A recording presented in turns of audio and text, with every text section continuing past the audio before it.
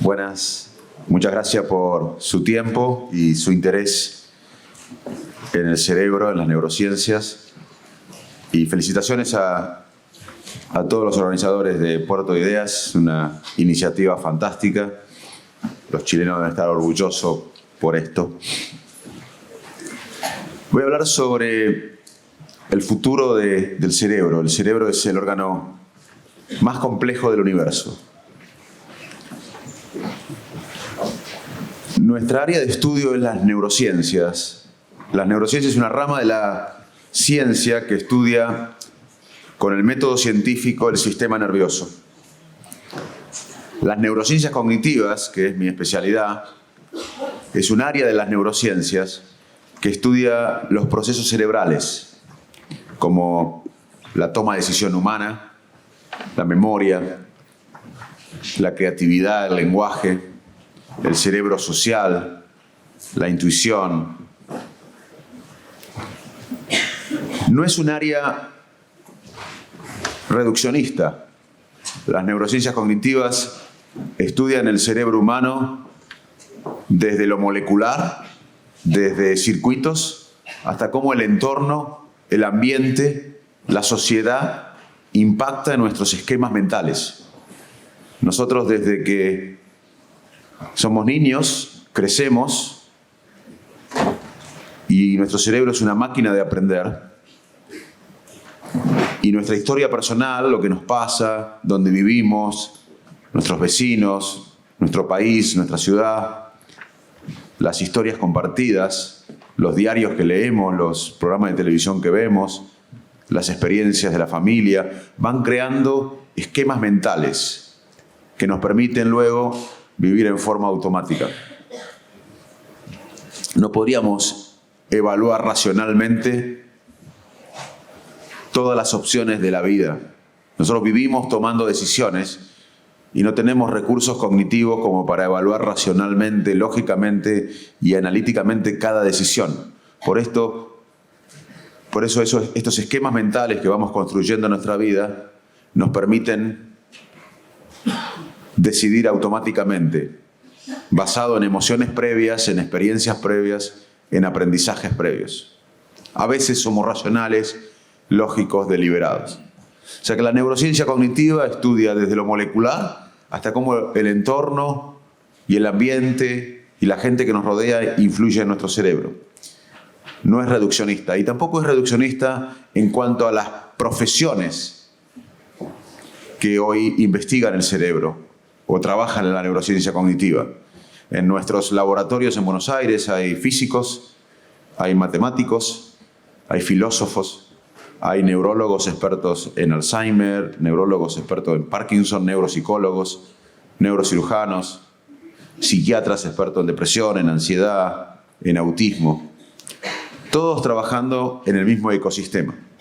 O sea que las neurociencias cognitivas estudian el cerebro, repito, desde lo molecular, desde los circuitos hasta el entorno, en diferentes niveles, y también es multidisciplinaria. Y también incluso comparte datos entre los laboratorios. Hoy es difícil responder una de las preguntas acerca del cerebro aislado en nuestro laboratorio. Tenemos que colaborar. La ciencia es colaboración. El presidente Obama, hace unos pocos años, lanzó la iniciativa del cerebro. ¿Por qué hay tanto interés en el cerebro?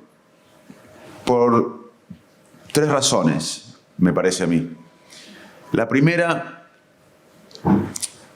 es que las enfermedades del cerebro, las enfermedades de la mente, son la principal causa de discapacidad en el mundo. Repito, la enfermedad del cerebro es la principal causa de discapacidad en el mundo. Más que el cáncer y más que la enfermedad cardiovascular. Cuando uno habla de enfermedad del cerebro, no solo habla de Alzheimer, de traumatismo de cráneo, de accidente cerebrovascular, de autismo, de epilepsia, de esquizofrenia, etcétera, etcétera. Cuando uno habla de enfermedad del cerebro, también habla de depresión, de ansiedad patológica. La ansiedad patológica es una condición muy prevalente en la actualidad. La ansiedad, vivir con miedos, con preocupaciones constantes acerca del pasado y del futuro. Nosotros, lamentablemente, vivimos muchas veces rumiando acerca del pasado, de lo que pudo haber sido, e imaginándonos el futuro, que es algo que tenemos una capacidad enorme comparado a otras especies, pero también nos puede llevar a tener miedos anticipatorios o preocupaciones sobre hechos que no sucedieron. La adicción también es una enfermedad del cerebro. Cuando uno cumple criterios de adicción, tiene una enfermedad del cerebro, no tiene una debilidad moral. La adicción secuestra el cerebro. El insomnio crónico es una enfermedad del cerebro, el estrés crónico. Así que hay mucho interés, en gran parte, porque la enfermedad del cerebro es la principal causa de discapacidad en el mundo hoy. El segundo interés de la sociedad en el cerebro es que todos tenemos cerebros. Y a cualquiera le interesa, o a la mayoría le interesa, por lo menos una hora, saber lo que sabe la ciencia y lo que no sabe la ciencia acerca de cómo decidimos, de cómo pensamos, de cómo imaginamos, de cómo creamos, de cómo memorizamos, de cómo hablamos, de cómo percibimos el mundo. Porque nosotros creamos el mundo. El cerebro crea la realidad. Y el tercer aspecto por lo cual hay interés en el cerebro tiene que ver con esta charla, que es los dilemas éticos y morales que los avances de la neurociencia están generando.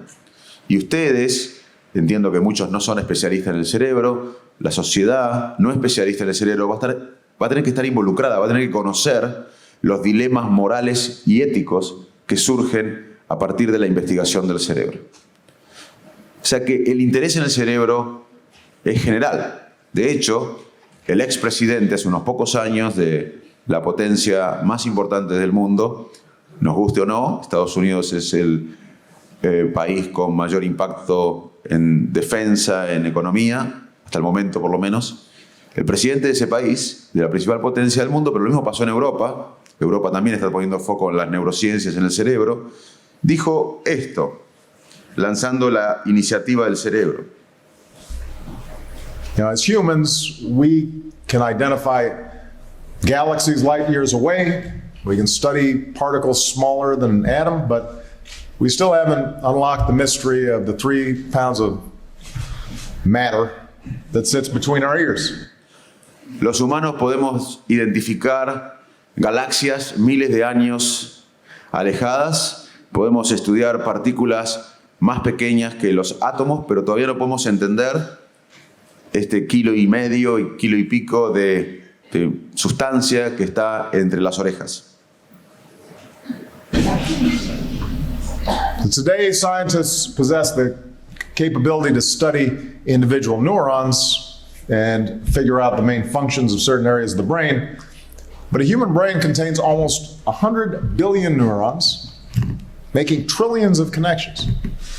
So Dr. Collins says it's like listening to the string section and trying to figure out what the whole orchestra sounds like.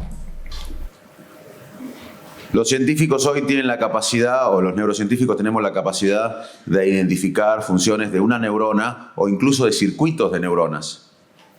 Pero el cerebro contiene más de 100 billones de neuronas y trillones de conexiones entre las neuronas. Y si bien sabemos que el cerebro trabaja en red, pero algunas áreas modulan ciertas funciones cognitivas o ciertas funciones cerebrales. Y si bien sabemos algo de esas áreas cerebrales que modulan una función, no tenemos una idea general del cerebro. Es como si escucháramos un instrumento, pero no la orquesta en general.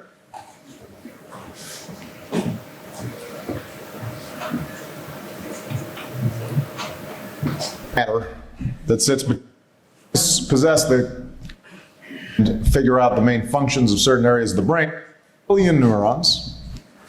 So Dr. Collins says it's like listening to the string section and trying to figure out what the whole orchestra sounds like. So as a result, we're still unable to cure diseases like Alzheimer's or autism, or fully reverse the effects of a stroke.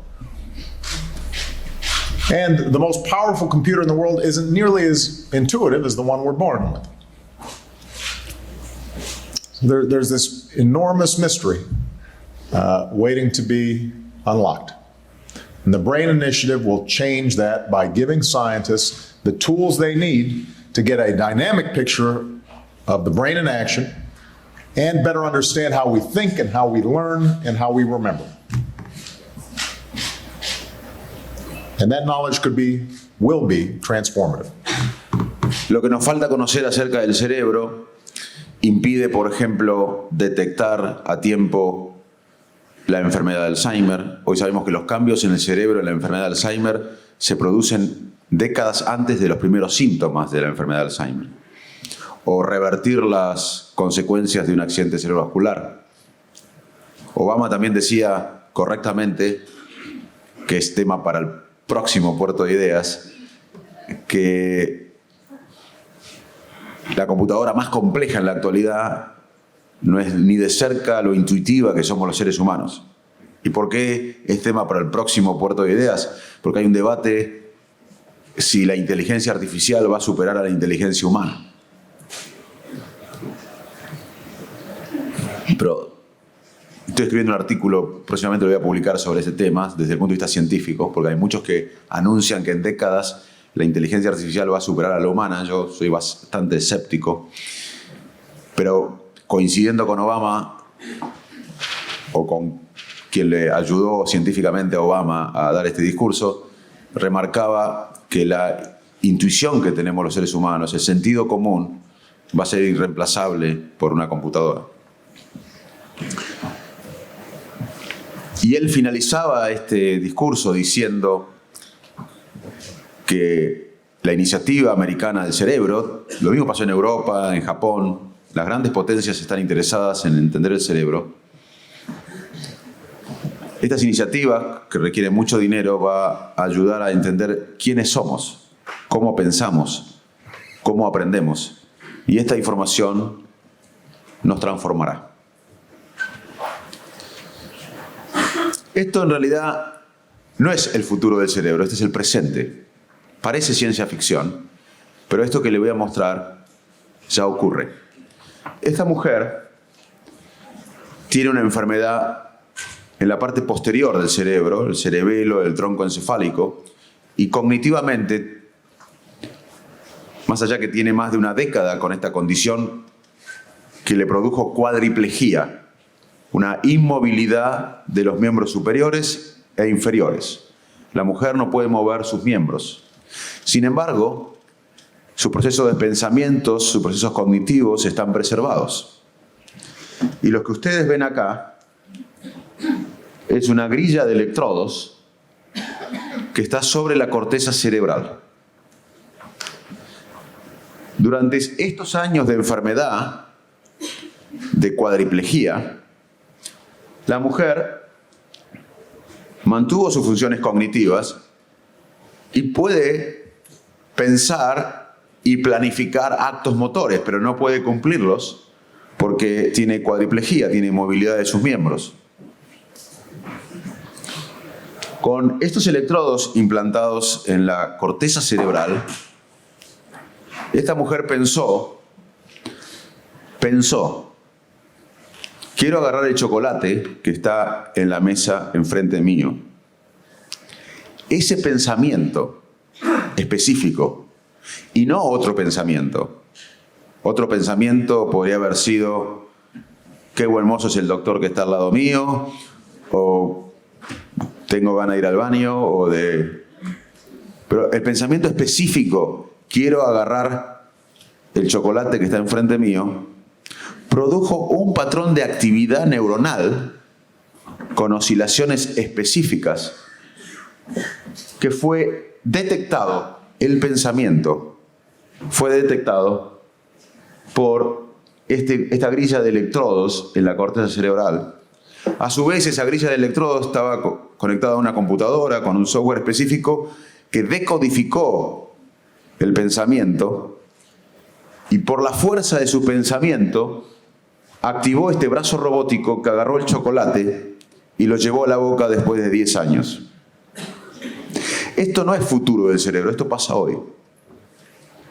Se pueden detectar ciertos pensamientos y decodificarlos para manejar brazos robóticos, en este caso.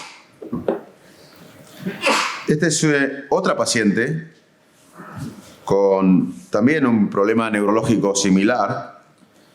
Y ustedes van a ver que este brazo robótico, este es un video que les voy a mostrar, este brazo robótico, la mujer cognitivamente está intacta, pero no puede mover sus miembros superiores e inferiores, tiene cuadriplegia, tiene la grilla de electrodos acá. La mujer va a pensar, quiero mover esta bola para acá, para acá, para acá. Específicamente, los electrodos van a detectar la actividad eléctrica, las oscilaciones eléctricas que produce ese pensamiento específico y no otro. Una computadora va a decodificar esto que va a activar el brazo robótico. Todo lo que van a ver de este brazo robótico es activado por la fuerza del pensamiento de esta mujer. Or a robotic arm, simply by thinking about the movement of their own paralyzed hand. And they did that using the investigational BrainGate neural interface system. So they thought about using their own arm and hand as though they were reaching out themselves with their own limb, and the robotic arm moved much the way their own arm would have moved. One of the long-standing questions, not only in neuroscience but in neurorehabilitation, is la whether actividad the eléctrica cells in que the motor produce el cortex and other pensamiento. Y hay mucha neurociencia, mucha investigación acá, porque sabemos que un pensamiento produce una actividad eléctrica determinada y no otra, y se puede detectar y decodificar.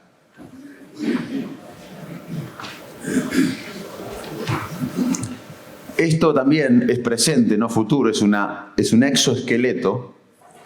Personas parapléjicas pueden con su pensamiento activar un exoesqueleto que les permite, por ejemplo, caminar.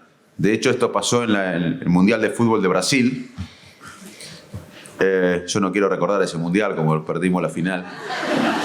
Pero en el día inaugural, un investigador brasilero en Duke, Nicolelis, que es pionero en esta área, seleccionó a un chico con una paraplegia, le puso un exoesqueleto, el chico con el pensamiento activó el exoesqueleto y pudo pararse con el pensamiento vía el exoesqueleto y patear la pelota.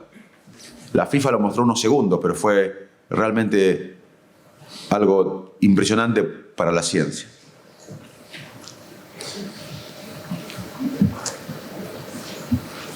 Estas dos personas no tienen daño neurológico. Esta persona está en un cuarto y esta persona está en otro cuarto. Pero pueden estar en diferentes continentes. Esta persona puede estar en Santiago o en Valparaíso y esta persona puede estar en París. Imaginen que esta persona está en Valparaíso y esta persona está en París. Acá están en cuartos separados de la misma universidad. Esta persona tiene un gorrito, como si fuera uno que usamos para nadar, con electrodos que registran su actividad cerebral mientras piensa. Esta persona tiene otro casquito, otro gorrito, y acá arriba tiene una máquina que se llama estimulación magnética transcraniana, que activa la corteza motora. Y tiene el dedo arriba del teclado, sobre todo arriba de la tecla de espacio. Pero no está pensando en lo que piensa él. Él está pensando cómo disparar una bomba en un videogame, en un juego donde hay submarinos y donde tiene que disparar bombas para atacar el submarino. Él está jugando a un videogame, pero él no está pensando ni viendo el videogame, solamente está pensando en otra cosa, pero tiene esta máquina acá que activa la corteza motora, a su vez la corteza motora específica que activa el dedo, el brazo y el dedo, justo arriba del espacio de la tecla espacio.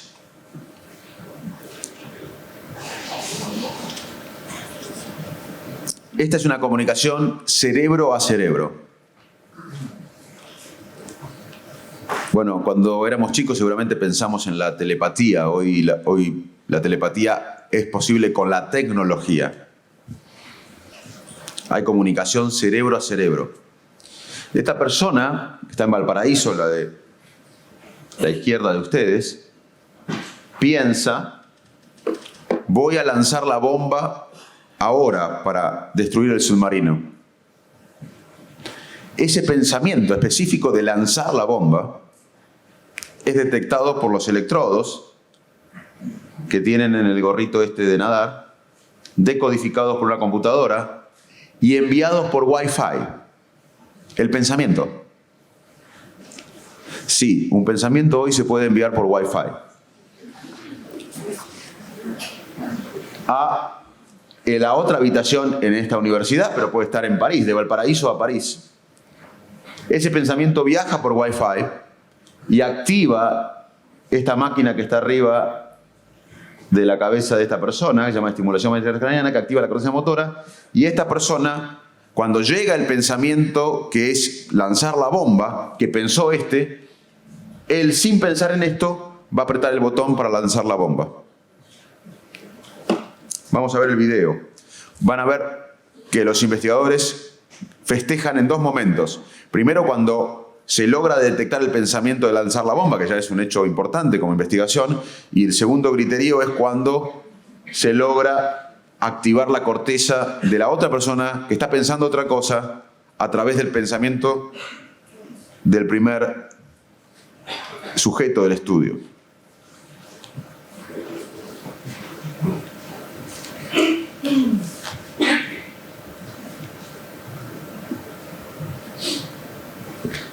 Ahora va a haber un esquema de un poco lo que yo le expliqué. Están los electrodos, cómo se detecta la actividad. Acá se ve internet. Este es el submarino, los submarinos. Y ahora van a ver cómo este señor decide, el primer sujeto del estudio decide cuándo lanzar la bomba. Este es el juego, acá está el submarino. Esto es teóricamente el cañón o la bomba. Y tiene que decir cuándo lanzarla. Con el pensamiento, es todo con el pensamiento.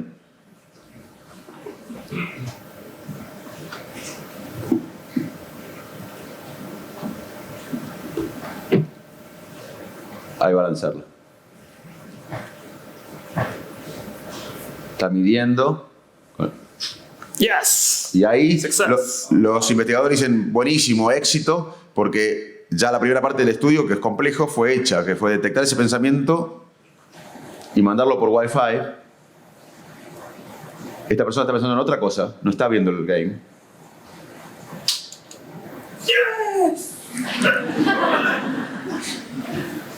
Bueno, esto es presente, no es futuro. Hoy también, con una tecnología sofisticada y específica, la neurociencia puede explorar los pensamientos y las imágenes que uno soñó.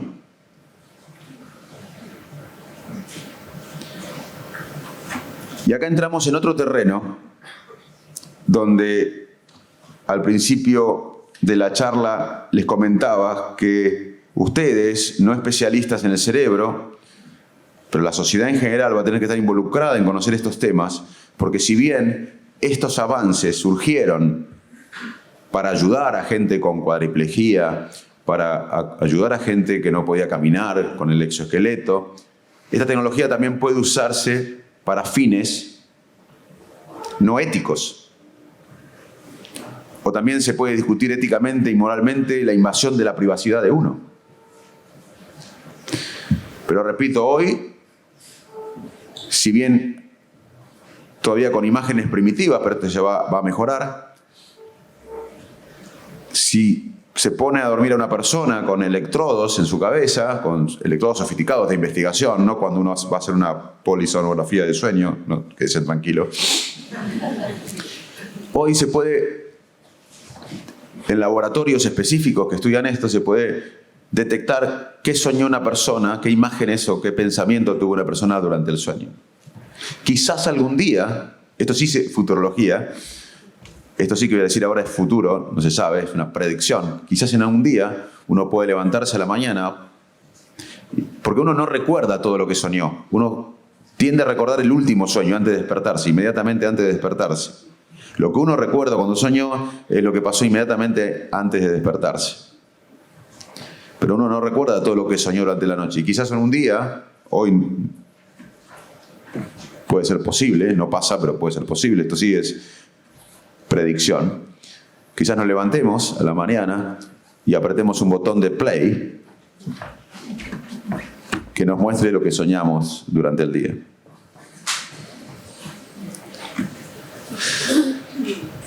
Esto se hizo ya, se puso a pilotos de aviones con experiencia en aterrizar aviones y gente como yo que no tiene experiencia en aterrizar aviones. La gente como yo seguía pasos determinados y los expertos obviamente no seguían los pasos determinados porque lo conocían, pero no movían ni los expertos ni los no expertos los brazos, ni nada físico, sino con la fuerza de los pensamientos que eran registrados por electrodos y decodificados, se podía aterrizar el avión en simuladores de vuelo, obviamente, exitosamente.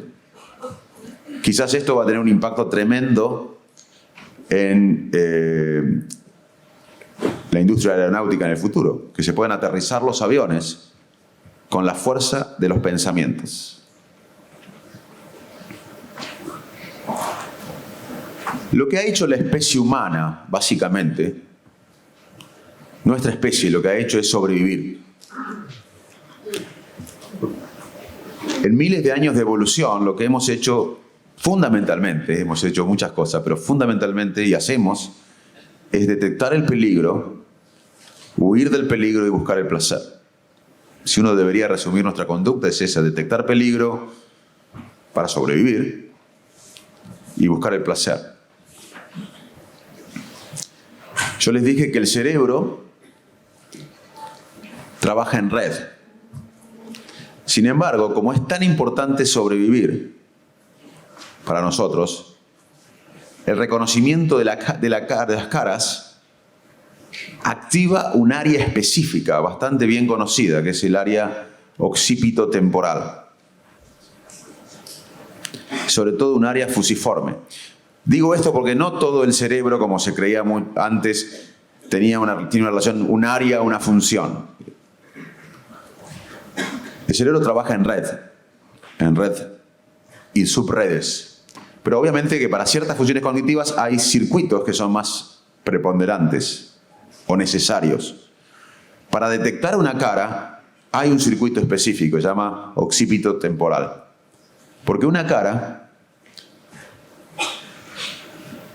puede darnos información automáticamente, porque uno tiene impresiones de las caras antes que la persona sea consciente. El cerebro detecta el significado de las caras antes que seamos conscientes. Por ejemplo, una cara puede significar a un amigo, un enemigo, un adversario, un socio, una pareja. Y eso lo hacemos en menos de un parpadeo. Antes que seamos conscientes, reconocemos una cara y le damos significado, positivo o negativo. Porque es necesario sobrevivir antes que nada. Entonces, cuando vemos una cara, se activa un circuito específico. Si yo veo la cara de ella, se activa este circuito, el circuito occipitotemporal. Y si veo la cara de él, también se activa ese circuito, pero con diferente actividad eléctrica, porque la cara de ella tiene rasgos faciales diferentes a la cara de él. O sea que, aunque se active el mismo circuito, se activa el mismo circuito con una actividad eléctrica diferente. Si estoy en el laboratorio y mientras miro la cara de ella y la cara de él, que se activa este circuito occipitotemporal, pero de diferente manera, mis colaboradores en nuestro laboratorio registran la actividad eléctrica de mi cerebro cuando veo ambas caras, una por vez. Registran como si fuera un electroencefalograma mi actividad eléctrica cuando veo su cara y cuando veo la de él. La guardan y se la envían por mail, un adjunto, dos adjuntos, la actividad eléctrica cuando vi la cara de ella y la actividad eléctrica cuando vi la cara de él. a un investigador que está en Wisconsin, que trabaja en esto, o en Nueva York, que trabaja en este tema, que nunca vio la cara de él, ni nunca vio la cara de ella, el investigador de Estados Unidos, que trabaja en este tema.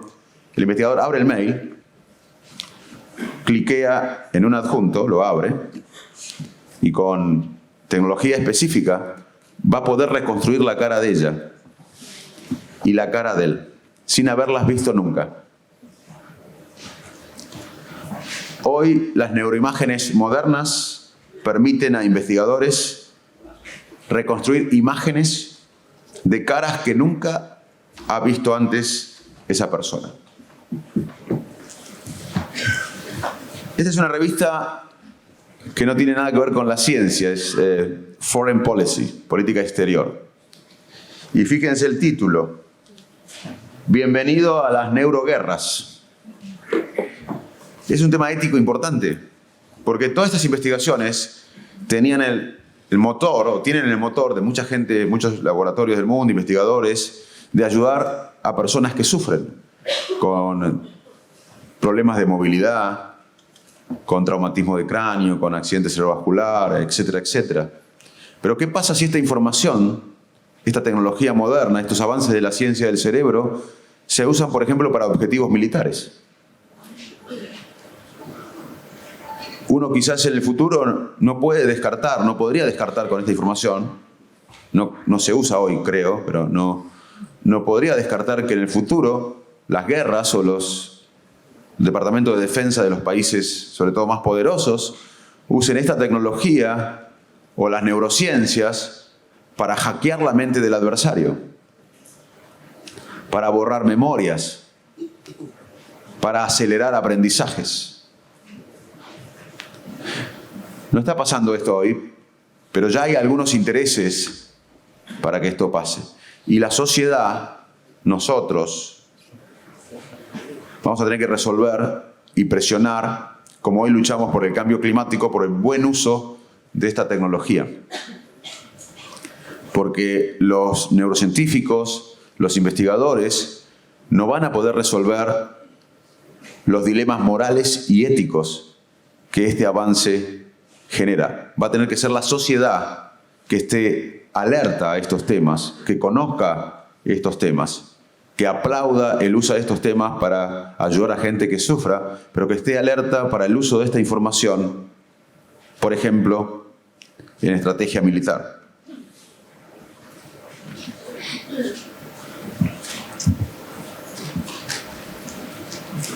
¿Vieron los paneles solares que están arriba de las casas, a veces en lugares que tienen mucho sol? Bueno, hoy genéticamente se pueden modificar neuronas para que sean sensibles al estímulo luminoso. Se llama optogenética.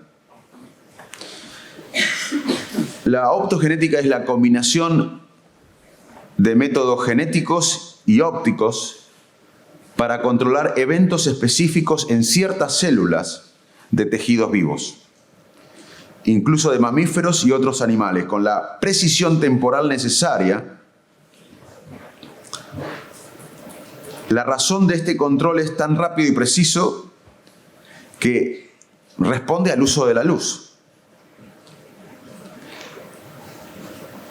O sea que hoy puede haber neuronas que actúen como esos paneles solares que están en las casas que vemos.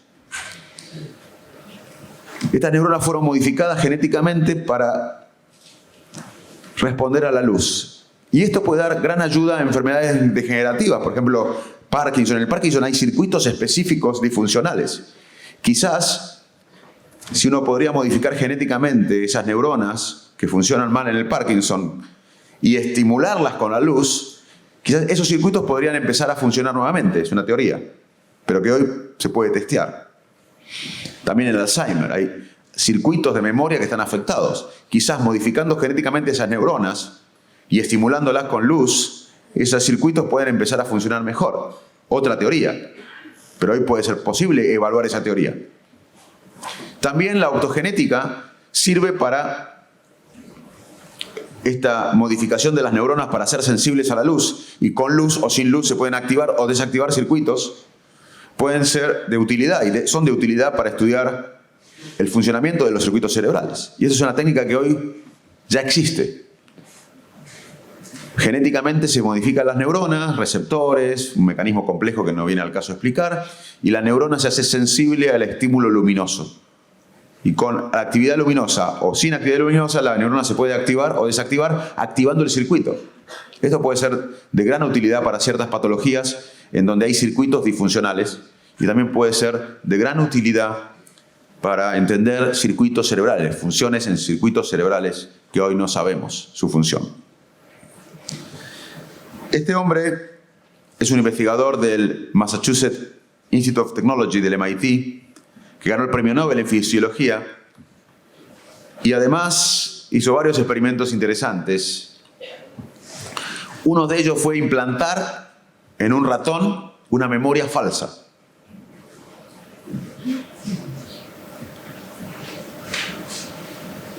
Se puso un ratón en una jaulita y se daba un shock eléctrico. Todo esto regulado por el Comité de Ética del hospital. Y se registraba, el hipocampo es un área en cada hemisferio, en la base de cada hemisferio, que consolida la memoria. Se registraba la actividad eléctrica del hipocampo con ese... ¿Qué neuronas en el hipocampo eran activas con ese shock eléctrico? Después se ponía al ratón en otra jaula, segura, sin ningún shock eléctrico, pero se activaban las neuronas, el mismo circuito con optogenética que generó activación a partir del shock eléctrico, y el ratón en la jaula que no tuvo shock eléctrico se asustó por la activación de las mismas neuronas que se activaron cuando tuvo el shock eléctrico real. O sea que este señor y sus investigadores y otros grupos en el mundo hoy pueden registrar qué memoria, qué circuitos cerebrales, qué conexiones neurales se activan con una memoria. Pueden implantar memorias verdaderas, pero también memorias falsas.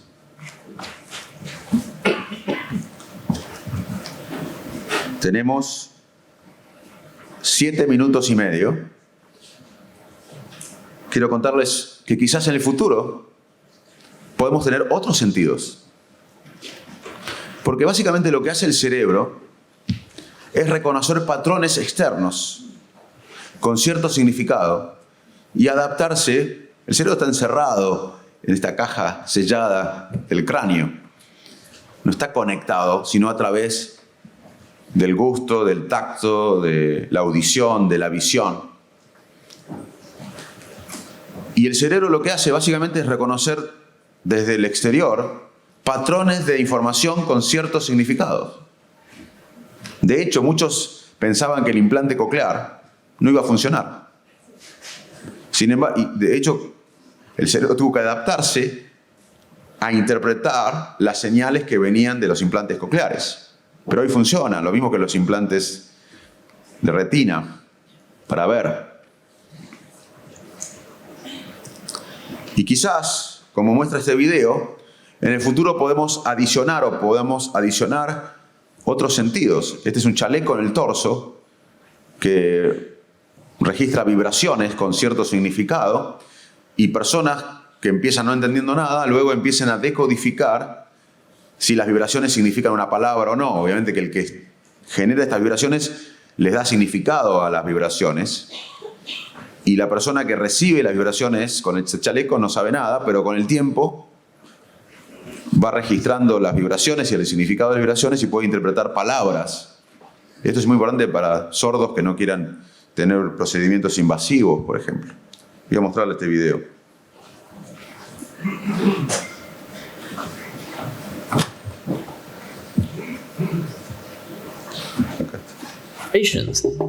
They'll instinctively feel and understand information. This is the alien language game. So you're going to feel a word presented to you as a pattern of vibration on your torso.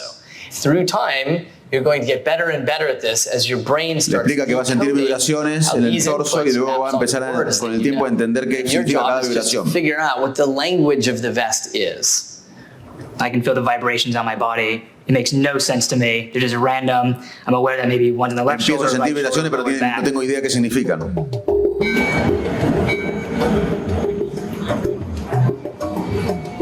One of my lab members, Joshua, wore the vest as he went about his day. An app sends a pattern of vibrations to his torso. He guesses what word that pattern represents. Durante el día y semanas, esta persona, este investigador, tenía en el torso esta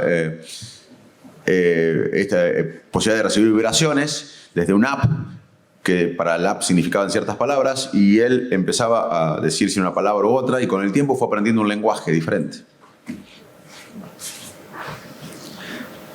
Este es un paciente con una enfermedad muy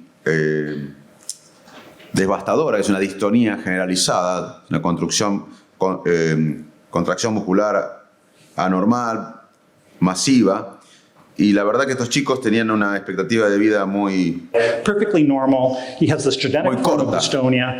Fíjense, There are 8 children in the este family. chiquito, 5 of ahora them van a ver un have video dystonia. que no se podía mover porque las So here contracciones he is. musculares, esta distonia eran This tan boy grandes. is 9 years old, perfectly normal until the age 6, and then he started twisting his body. First the right foot, then the left foot, then the right arm, then the left arm, then the trunk, and then by the time he arrived, within the course of 1 or 2 years, the disease onset, he could no longer walk, he could no longer stand, he was crippled. And indeed, the natural progression as this gets worse is for them to become progressively twisted, progressively disabled, and many of these children do not survive. So he is one of 5 kids. The Que no only way podían he could get caminar. around was crawling on his belly like this. Y repito, la expectativa de He vida did not era respond corta. to any drugs. We did not know what to do with this boy. We did not know what El operation que to habla do. es Andrés where to Lozano, go in un the brain. neurocirujano que But on the trabaja en basis Canadá. of our results in hace este tipo de Parkinson's disease, investigación. reason, why don't we try to suppress the same area in the brain that we suppress in Parkinson's disease, and let's see what happens. So here he was, we operated on him hoping that Lo he would get operaron. better. We did not know. Le suprimieron las áreas So here he is cerebrales now, que se back suprimen en el in Israel, Parkinson. where he lives, 3 months after the procedure, and here he is. Y fíjate.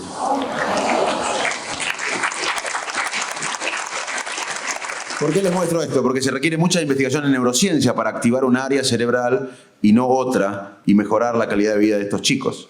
O sea que detrás de estas investigaciones siempre hay investigadores, héroes anónimos, para la sociedad en general, que ponen mucho de su vida o su vida en estos temas. El tema es qué hacemos con estos datos que se pueden usar para otros fines.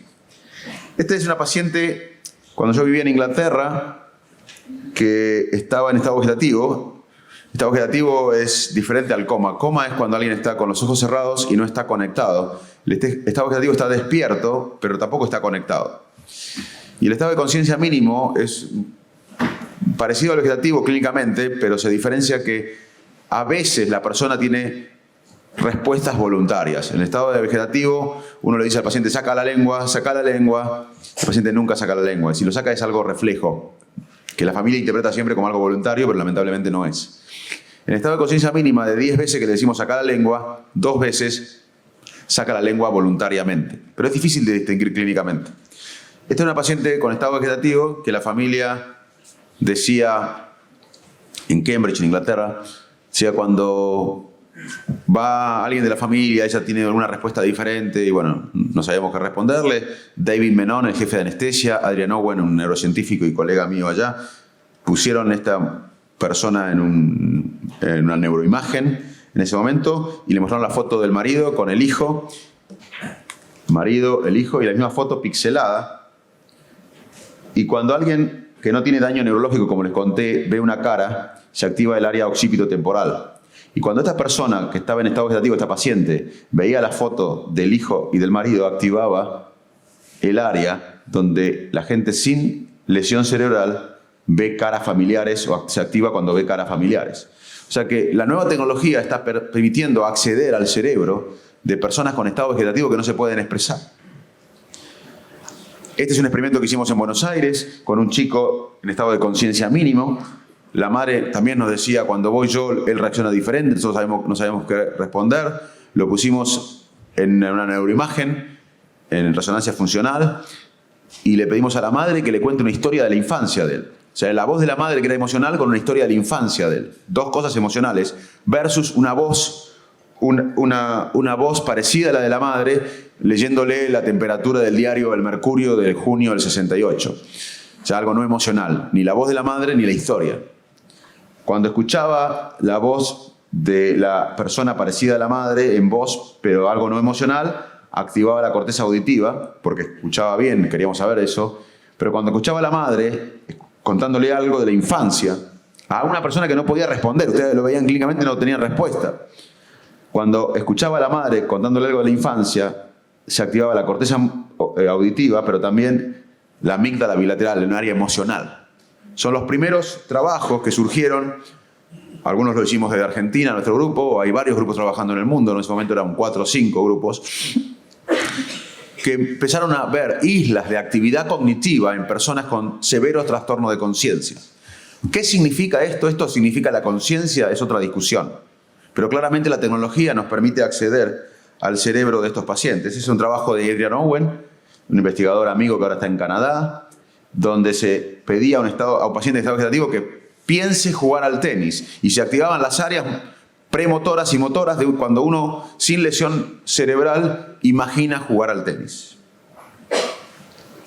La nueva tecnología también nos abre la posibilidad de detectar los cambios cerebrales que se producen antes, décadas antes quizás, de los síntomas en la enfermedad de Alzheimer. Si una persona tiene los primeros síntomas de Alzheimer a los 66, 67 o 70 años, los cambios cerebrales que dan lugar a estos síntomas como pérdida de memoria preceden a los síntomas por décadas. Y quizás la nueva tecnología nos ayude a esto y también nos ayude a curar la enfermedad, porque uno de los problemas que tenemos para la cura del Alzheimer es que los organismos de control, de trials, de investigaciones farmacológicas, como la Food and Drug Administration, la FDA en Estados Unidos, permite o autoriza estudios de drogas para pacientes con Alzheimer cuando los pacientes con Alzheimer tienen síntomas moderados.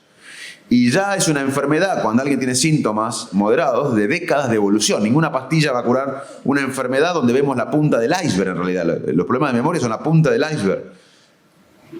En Colombia, este hombre, es un héroe de la neurología mundial y latinoamericana, Francisco Lopera, detectó una familia de Alzheimer hereditario.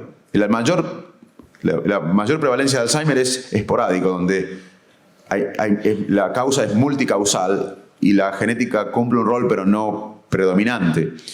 En cambio hay un grupo menor de familias con una mutación genética de un Alzheimer hereditario. Y una de las mayores familias en cantidad está en Colombia, en Antioquia, y este hombre, acá estamos charlando con Pierre, este soy yo, este es Francisco Lopera, este es Pierre Tairot de Arizona, charlando con la gente de la zona, porque es un estudio colombiano, americano. Yo ahora actúo como revisor de los datos por el National Health Institute.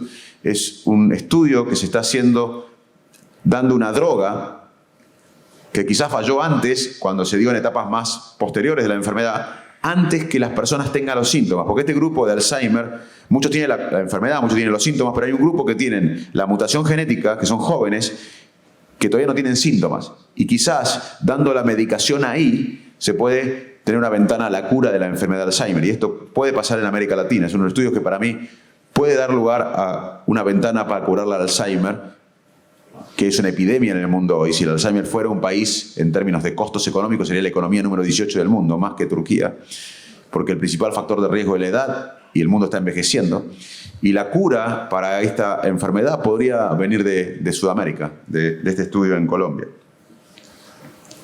Quizás las medicaciones del futuro van a ser, vamos a reemplazar las pastillas para el trastorno bipolar, el trastorno obsesivo compulsivo, la depresión severa, con casquitos que tengan algún estimulador cerebral. Incluso se sospecha que esto puede tener menos efectos adversos que una píldora. El otro dilema, antes de terminar, queda un minuto, es la tecnología moderna. ¿Cómo vamos a convivir con la tecnología? Bueno, hay que tener cuidado. Salimos de la interfase cerebro-computadora.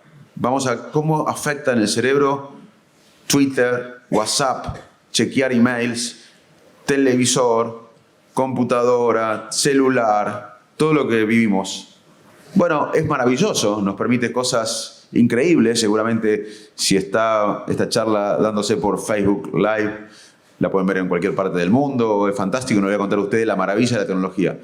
Pero muchas veces nos quita el bienestar este uso masivo de la tecnología. Porque lo que nos da bienestar a los seres humanos es concentrarnos en el presente. Vivimos pensando en la próxima tarea o rumiando acerca del pasado. Y nos perdemos el presente. Por eso una técnica de meditación como mindfulness es tan prevalente hoy para el bienestar general, incluso para ayudar a la terapia tradicional de ciertas condiciones médicas, como el dolor, la ansiedad, el estrés. El mindfulness es concentrarse en el presente sin juzgar. Un cerebro atento es un cerebro feliz. Sin embargo, este tipo de multitarea permanente que hacemos nos genera más estrés, nos genera más ansiedad, sobre todo las personas que tienen una predisposición a la ansiedad o la compulsión, genera más compulsión y más ansiedad, y nos baja el rendimiento. Mandar un texto mientras manejamos tiene la misma incidencia de chocar que manejar levemente alcoholizado. Sin embargo, nos sentimos más productivos contestando un WhatsApp, yendo al mail, nos estresamos más, tenemos más ansiedad y rendimos menos. Así que otro debate del futuro y del presente es cómo la tecnología afecta a nuestro cerebro. Si bien es maravillosa, hay que tener cuidado. Hay que tratar de concentrarse en el presente. Las cosas que nos da bienestar no tienen mucho que ver con la tecnología. Tiene que ver con los lazos humanos. ¿Por qué? Porque nosotros somos seres sociales. Muchos investigadores piensan que la complejidad de vivir en grupos nos permitió a los humanos diferenciarnos de otras especies. Aunque todas las especies necesitan vivir en grupos. Y se manejan en grupos.